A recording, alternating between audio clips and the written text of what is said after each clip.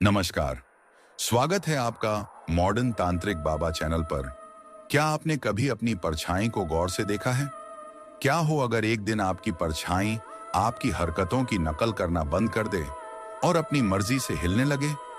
यह कहानी है तुसली राम की, जो भूत प्रेत में विश्वास नहीं करता था।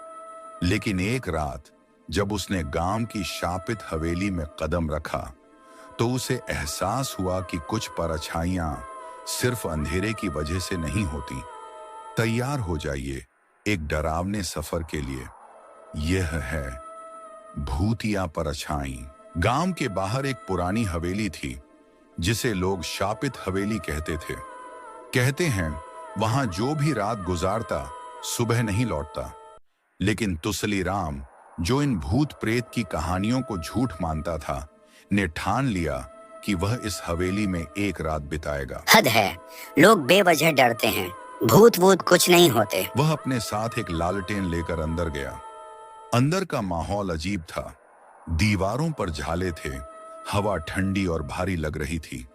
अचानक उसे लगा कि कोई उसके पीछे खड़ा है।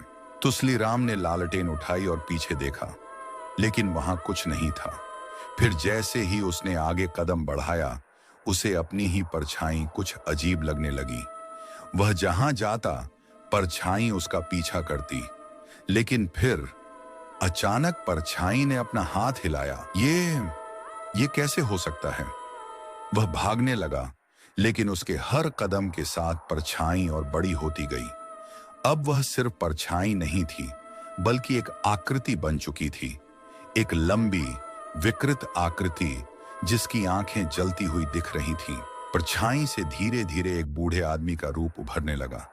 उसकी आंखें गहरी काली थीं और उसके होंठ हिल रहे थे, लेकिन कोई आवाज नहीं आ रही थी। अचानक वह भयानक आवाज में बोला, तूने मेरी नींद क्यों तोड़ी? तुसली राम का शरीर कांपने लगा।